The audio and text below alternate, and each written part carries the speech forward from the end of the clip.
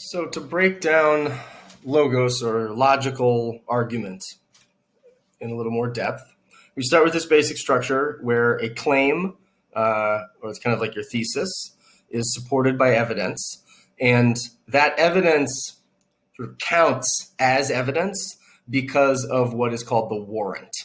It's kind of like, what is it that allows you, conceptually, to say this is evidence of that?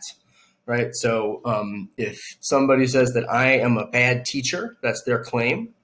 And their evidence is that all students, or I don't know, disproportionate number of students in the class got an F. Right.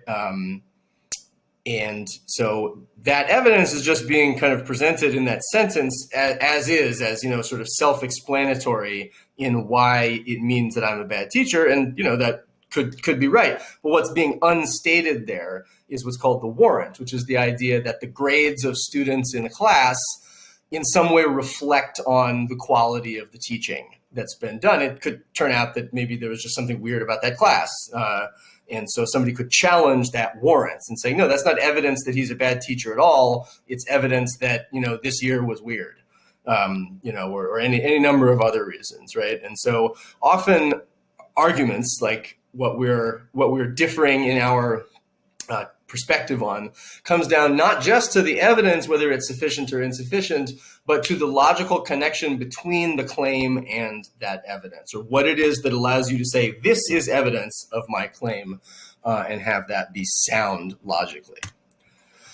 Claims, an assertion or a thesis, your argument, typically in argumentation and rhetoric are broken down into three types: fact, value, and policy. Facts are just like assertions about what is true and real.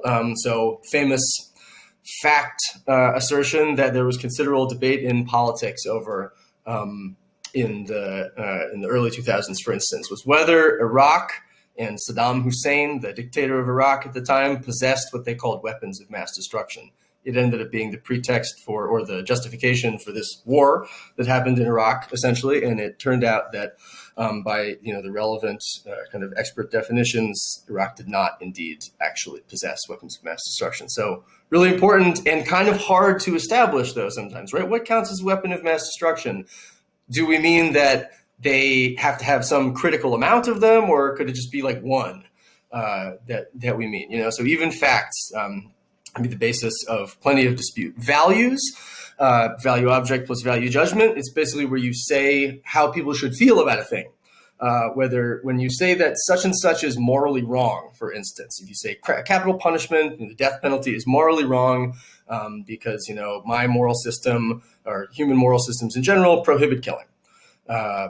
That's a value type of assertion. And a policy assertion, which many persuasive speeches often end up including, is one where you lay out sort of a problem and provide something as a solution that needs to change about the current state of things or the status quo. And you're trying to get your audience to accept the assertion that they should sign on with sort of this thing that needs to change. So we need to build a new building at SUNY Plattsburgh to accommodate the international student population something like that. So we need to do something as a result of whatever the status quo is to fix a problem.